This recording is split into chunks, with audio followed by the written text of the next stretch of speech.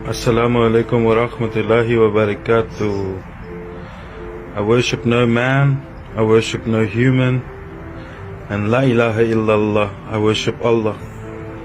My objective on this platform is not to please others or to listen to the negativity of others, because the only person that I am here to please on this dunya is Allah and Allah alone.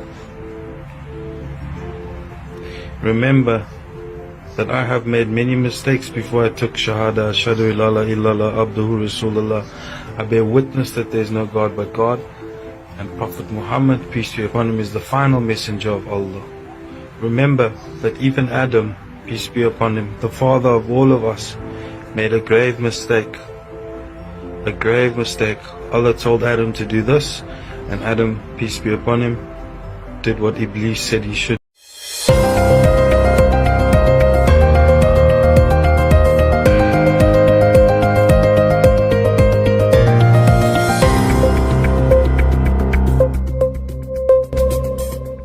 बिस्मिल्लाहिर्रहमानिर्रहीम।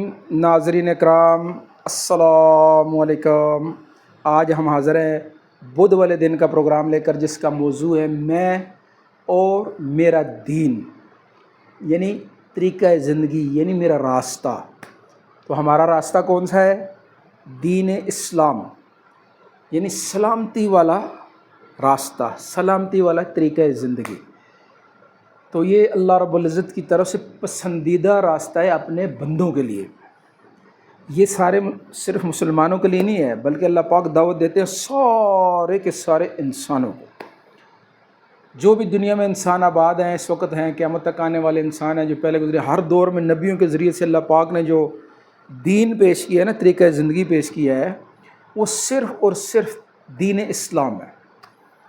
और ये जो सलामती वाला तरीक़ा ज़िंदगी है, इसके ऊपर जिस दौर में भी, यानी मूसा अलैहिस्सलाम थे, उनके मुकाबले में बहुत पक्का ठक्कर फ़िरौन था, लेकिन सलामती वाला रास्ता किसके पास था? मूसा अलैहिस्सलाम के पास। इब्राहीम अलैहिस्सलाम थे, उनके मुकाबले में था पूरी दुनिया का बादशाह, मुतकब्बर बादशाह नमरूद, और वो था पूरी दुनिया का बादशाह, और जिसने खुदाई का दावा कर दिया कि ज़मीन भी मेरी, आसमान भी मेरा है, मैं आना रब्बकुमुल आला, मैं सबसे बड़ा रब। लेकिन इब्राहीम अलैहिस्सलाम थे सलामती वाले रास्ते पर, तो अल्लाह पाक ने किसको कामयाब किया? इब्राहीम अलैहिस्सलाम को कामयाब किया। और मूसा अलैहिस्सलाम थे सलामती वाले रास्ते पर, फ़िरौन और उसके सारी जो थे वो लोग, वो कुफ़र वाले रास्ते पर थे, वो नाकाम हुए, मूसा अलैहिस्सलाम कामयाब हुए। तो हर दौर के लोगों के लिए अल्लाह पाक ने अंबिया अलैहिस्सलाम के ज़रिए से यही पैगाम भेजा कि सलामती वाले रास्ते पर आ जाओ। और जिस दौर में जो लोग सलामती वाले रास्ते पर आए, अल्लाह रब्बुल इज़्ज़त ने पूरी की पूरी कामयाबी उनको नसीब फरमाई, और आखिरत के वादे भी उन्हीं के साथ है। अब ये जो रोज़ाना हम सूरह यासीन पढ़ते हैं, तो बज़ाहिर ये सूरह यासीन है, लेकिन एक सलामती वाले रास्ते का एक पैगाम है इस सूरत के अंदर। और सलामती वाले रास्ते पर चलने वालों के लिए और उसकी तरफ दावत देने वालों के लिए इस पूरी सूरत के अंदर एक पैगाम है। उलमा का कौल है, कोई हदीस नहीं है, नहीं तजर्बे की बात होती है, कि सूरह यासीन जो है ना, वो कुरान पाक का दिल है। सूरह यासीन कुरान पाक का दिल है, और सूरह यासीन का दिल हबीब नज्जार का वाक़या है। हबीब नज्जार जो हैं वो कौन हैं? वो यानी जब हम पढ़ते हैं ना सूरह यासीन, तो बस्ती के परले किनारे से एक शख्स दौड़ता हुआ आया, जिसने अपनी कौम से कहा कि तुम्हें क्या हो गया है कि तुम इन रसूलों की बात नहीं मान रहे, हालांकि तुम्हें सलामती वाले रास्ते की तरफ दावत दे रहे हो, और इसके ऊपर तुमसे कोई उजरत भी नहीं मांग रहे। हर दौर में नबियों की शान होती है, दावत के काम करने वालों की शान होती है, कोई मखलूक से उजरत नहीं चाहते, वो अल्लाह से अपना बदला चाहते, और अल्लाह उनको बेहतरीन बदला अता करते। तो बस्ती वालों ने क्या किया कि वो जो आए हुए थे, जी रसूलों के भेजे हुए थे, रसूल थे, कहते हैं कि वो नबियों की बात लेकर आए थे, तो बस्ती वालों को गुस्सा आया कि ये हमारी बस्ती का आदमी हो के इनकी हिमायत कर रहा है। उन्होंने कहा इब्न नज्जार से, तुम इनकी हिमायत कर रहे हो, ठहरो पहले तुम्हारा बंदोबस्त करें। انہوں نے ان کو چھوڑا اور ان کو پکڑ لیا اور ان کے اوپر اتنا تشدد کیا کہ ان کو شہید ہی کر دیا۔ جب یہ شہید ہوئے تو ان کی دل سے ایک آہ نکلی، ایک پکار نکلی۔ یہ جو آگے ہم پڑھتے ہیں نا، قال یا لیت قومی، اللہ اکبر، کیا کہا؟ جب ان کی روح نکلی انہوں نے اپنا مقام دیکھا اور کہنے لگے کاش کہ میری قوم کو پتہ چل جاتا کہ اللہ پاک نے میری مغفرت کر دی اور مجھے مکرمین میں، اکرام شدہ لوگوں میں داخل کر دیا، کاش کہ میری قوم کو پتہ چل جاتا۔ اب ان کی یہ حبیب نجار کی جو صدا ہے اللہ پاک کو اتنی پسند آئی، یعنی میری مکرمین میں بنا دی، مجھے جنت میں داخل کر دی۔ تو اللہ پاک نے یہ ان کی آواز نہ صرف اس قوم کو بلکہ قیامت تک آنے والی ساری قوموں کو اللہ پاک سنا رہے ہیں۔ پڑھتے جو بھائی، میرے ایک بندے کا واقعہ ہے، اس نے میرے رسولوں کی مدد کی، ان کی تائید کی، اچھی بات کی تائید کی، اس کی پر وہ شہید ہوئے اور میں نے دیکھو کیسے ان کا اکرام کیا۔ یہ قرآن پاک میں ان کی صدا جو ہے یہ قیامت تک جاری رہے گی۔ یہ بات سمجھ آ گئی نا؟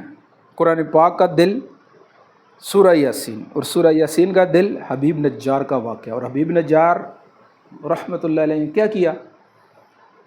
اللہ کے دین کی طرف، صراط مستقیم کی طرف، سیدھے راستے کی طرف، سلامتی والے راستے کی طرف اپنی قوم کو دعوت دی، اور ساتھ کہا کہ اس پہ تم سے یہ جو رسول، اللہ کے رسول بھیجے ہوئے ہیں، یہ تم سے اجرت بھی نہیں مانگتے، ان کی بات مان لو۔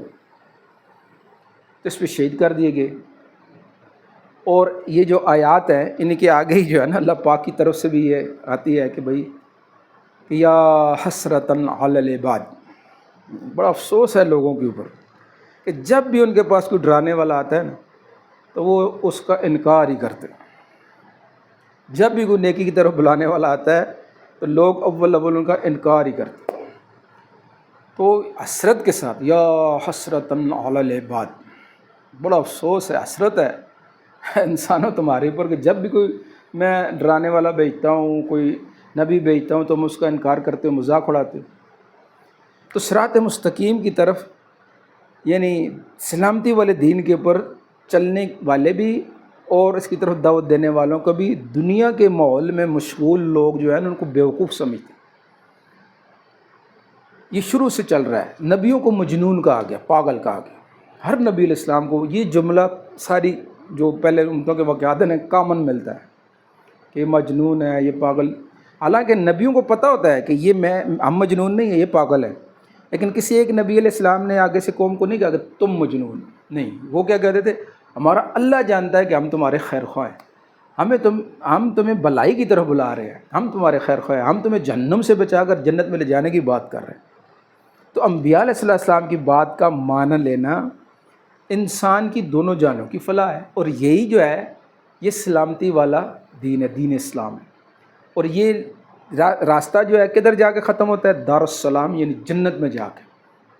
تو سب اس پہ چلنے کے لیے کوشش کریں گے نا، اور دوسروں کو بھی اس کی دعوت دیں گے، اور اس کے لیے جو ہے گھر میں اپنے مستورات، بچے، بڑے، مرد، عورتیں سب ایک دوسرے کے معاون بنیں، تلاوت قرآن پاک کا اہتمام ہو، 5 وقت کی نماز کی پابندی تو سب رکھیں، تسبیحات کے لیے صبح شام کا وقت مقرر کر کے تسبیحات کریں، کم از کم 3 تسبیحات، تیسرا کلمہ 100 بار، درود شریف 100 بار، اور استغفار 100 بار، صبح بھی اور شام کو، یہ تو کم از کم کریں، اس کی سب کوشش کریں گے۔